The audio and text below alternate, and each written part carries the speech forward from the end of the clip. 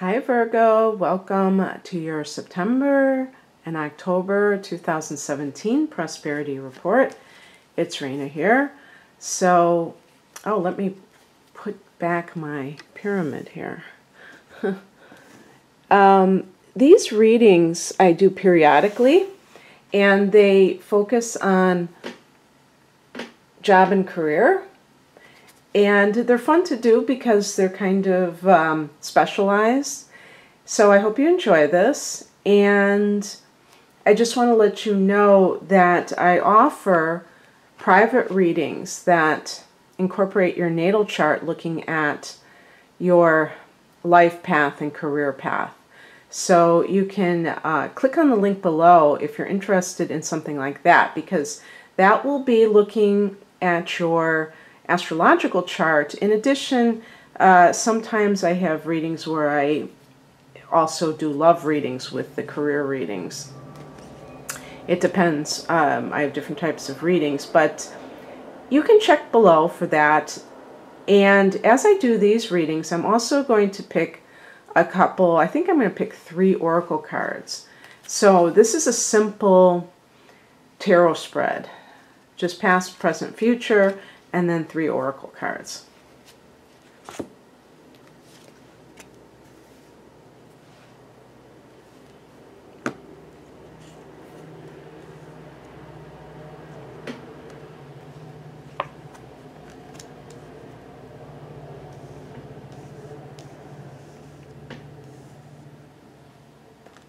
And which oracle cards am I going to use?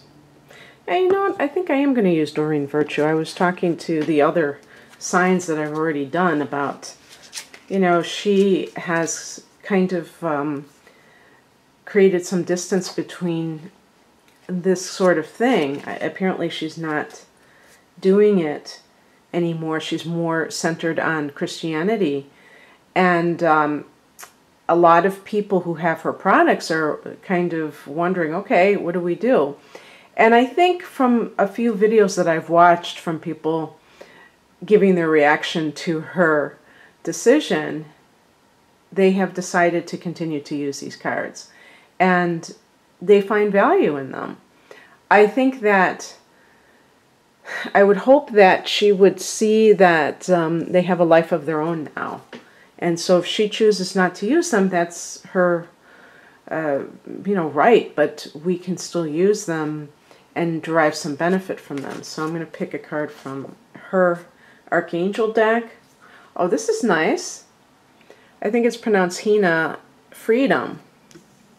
That's always something that appeals to me. Now let me see if I can bring this back, because I have a very flimsy tripod here. Now it's like totally, I can't imagine what this is going to be like for you when you have to have all those shifts. Okay, so that's from the Archangel deck. I think I'm going to get the Keepers of the Light. Now this is a deck that also uses, I think some of them, these are archangels too. Or at least gods and goddesses.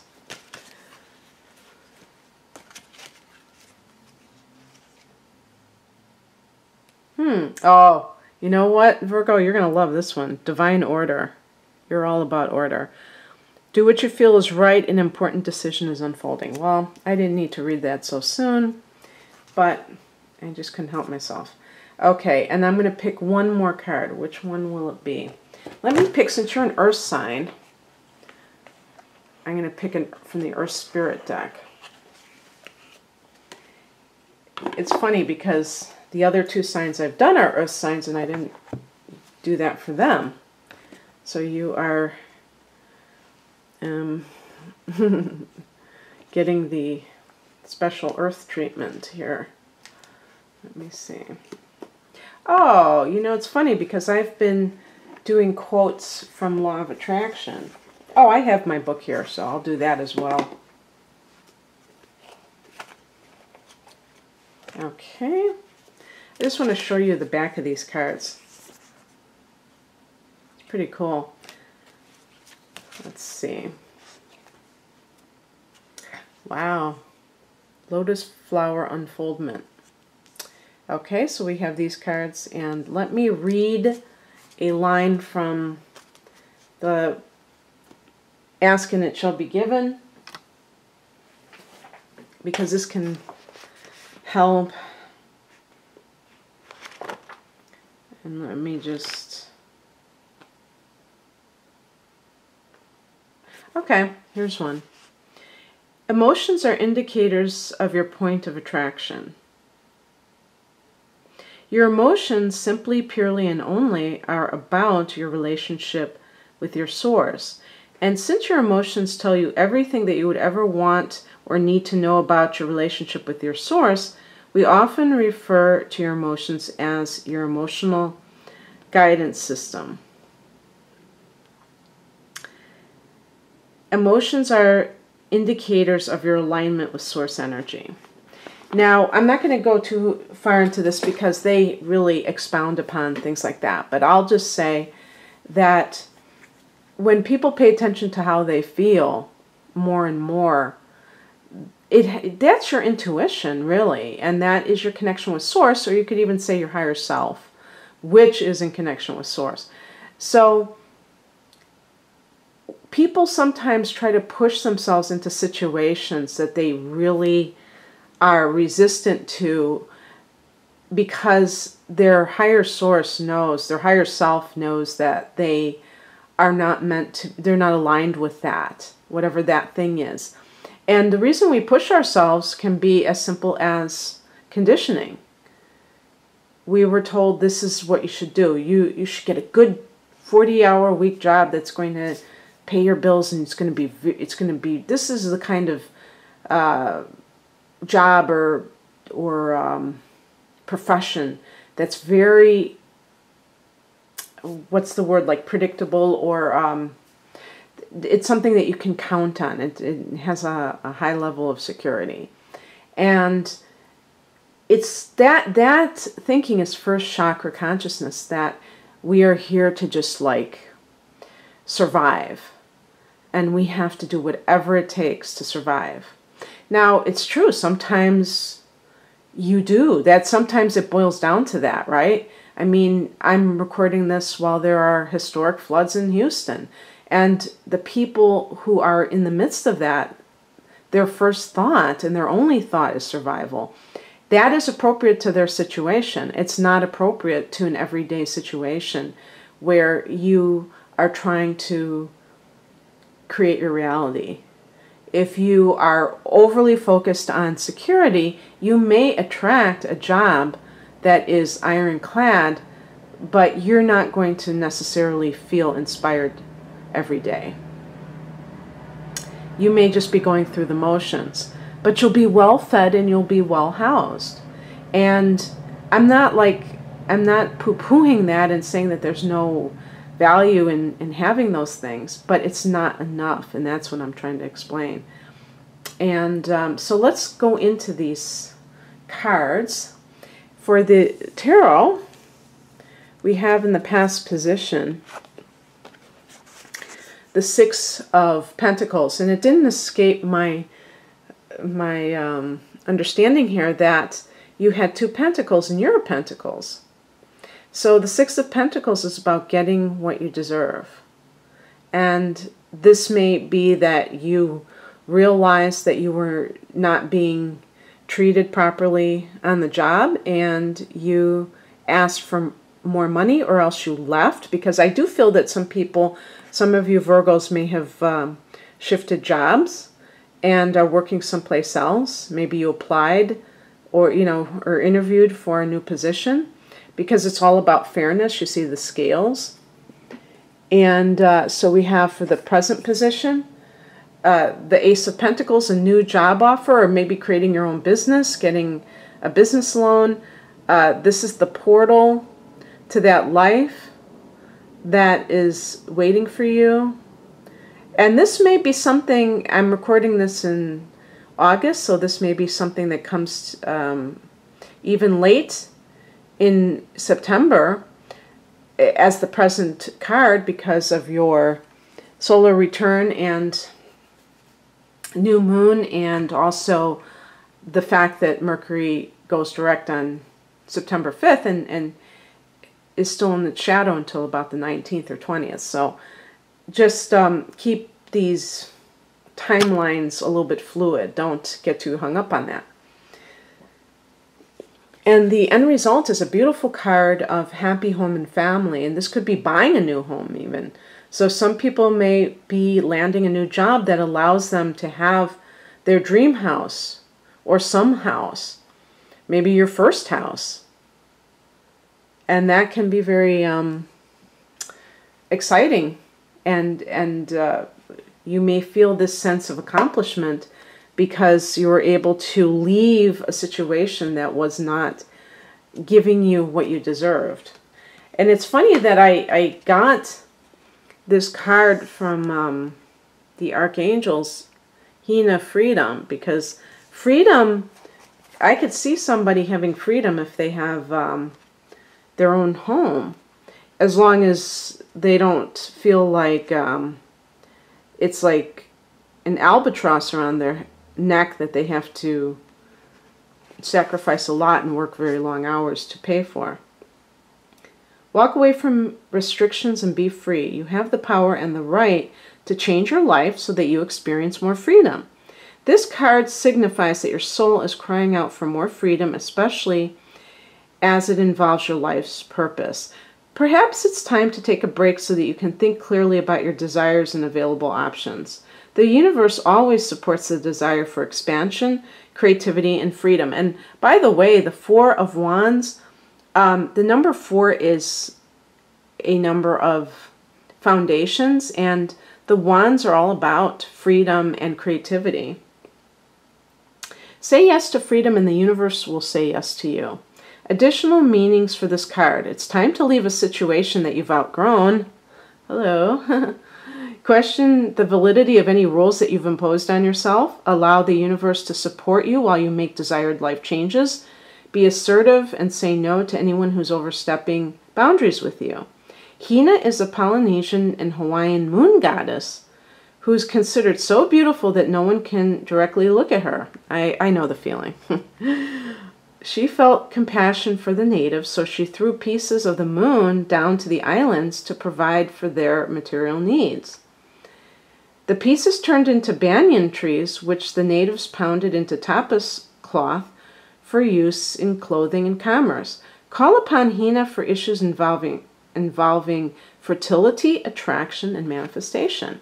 So the law of attraction. Perfect for this particular reading. Okay, now let's look at the wisdom of the oracles. I read it, I'll read it again. Lady Portia, divine order, do what you feel is right. An important lesson is unfolding. See the third eye with the jewel. And let's see what it says.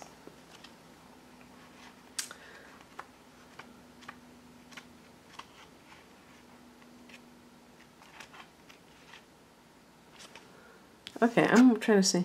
Is this? I'm trying to see if this was the. Oh, maybe they go in Lady Portia. I was looking at Portia. Okay. Oh my goodness, this powerful goddess is a figure of justice and peace. She brings order and opportunity to every experience. As a lord of karma, she also regulates the law of cause and effect. She helps us recognize the impact of our judgments, choices, and actions on ourselves and the world. She is the twin flame of Saint Germain. Oh, is that cool? I did not know that. So it is strongly connected to the violet flame energy. Together, these twin flames can work as overseers of legal situations. Justice is an energy that's about honoring everyone involved rather than punishing bad behavior. Lady Portia helps us to do what is right morally and spiritually for our soul's growth. Right now, a call for justice is being brought into your space. Even if it means you will lose out, there is really no loss in the highest state of truth. Act from the heart, see the other person's point of view, and surrender your pride so that you are coming from a loving space. If you've made choices that were not for the highest good, admit it. Through this honesty, you are releasing any karmic bonds or anchors of fear from your energy. Take the time to learn from this situation. And if you are involved in any legal situations, know that Lady Portia and the angels of justice are gathering around to honor everyone involved. I want to say that I think of specifically inheritance issues, and in October, you're going to have a full moon in your 8th house in Aries. Your 8th house, I'm pretty sure, is Aries, yeah. Because your 7th house is Pisces. So look to that period. If you probably would already know about this situation. However, you do have Uranus transiting your 8th house, has been for several years now. And this can indicate something out of the blue coming in with regards to other people's money. And it may not be inheritance, it may be something else where you did not expect to receive the money, but maybe there's some other conflict that is associated with it. And basically what this card is saying is, really look at the situation in the sense of the bigger picture, because especially like in my own case, this happened with inheritances. And even if you feel that you're in the right, sometimes it doesn't feel good to pursue it. And if you try to see the situation from a different point of view, you may have more of an understanding of why it's occurring the way it is, whatever that sticking point is or that conflict, and you may choose peace instead, as the card suggests. Okay, and then we have the last one, and it is unfoldment, and I think it says lotus flower, yeah. And the symbol of the lotus, and they have this a lot with yoga, is that the lotus is floating on top of the water, and it's probably also unfoldment because of the way the petals are, but also because it's floating on top of this murky water and staying pristine. So it's kind of it's symbolic for life, where the world is kind of like that murky water, and when we are kind of on top of it and not getting dirty, it's like being in the world but not of the world. Okay. The lotus flower sits upon one of its leaves, having risen to the surface as the sun, held in the hand of God, invites it upward to the light. This unique plant is rooted in the mud and muck at the bottom of a body of water, its stem reaching up to the surface where the leaves rest quietly. At night, the flower closes and sinks below the surface, only to rise with the daylight and once again gradually unfold its petals, its stem extending above the waterline 3 feet or more.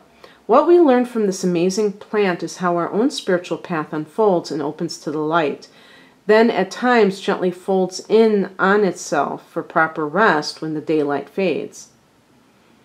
This period is just as necessary as the growth, for it allows the plant to integrate what it has gained in nourishment during the day. It's also just as important that it is rooted, and it is yet another miracle of nature that something so exquisitely beautiful is formed from the mud and silt at the water's bottom. Your spiritual unfoldment is occurring at all times, whether or not you are aware of it. It is inevitable as long as you put trust in the hands of the Creator, the one who holds the light. Like the lotus, your soul is always reaching for the light to fulfill its karmic destiny, but even in that process there are periods of darkness and times to rest. It is a natural cycle, one that cannot be coerced or halted. It is an innate rhythm of its own, one that is unique to the being that is you. You do not need to strive or be driven by spiritual ambition. It does no good to try to force growth upon yourself, or others for that matter. Allowing is the key here. Allow the place in you that naturally wants to follow the light to do so, while recognizing that even when you have complete faith, you will face challenges and occasionally suffering. Your steady faith and love will guide you on your journey of returning to the light. Well, that is lovely, and that, of course, it's actually a good thing that it ends on this note, because we're bringing it back up to the spirit. Even when we're talking about career and money matters, I feel that whenever you are kind of doing that dance of the physical and the spiritual side by side, that is your greatest chance for manifestation, coupled with the balance of the happiness, Virgo, that comes from the spiritual dimension, because you can only enjoy so much from the physical world, and it does have a shelf life, no matter what it is.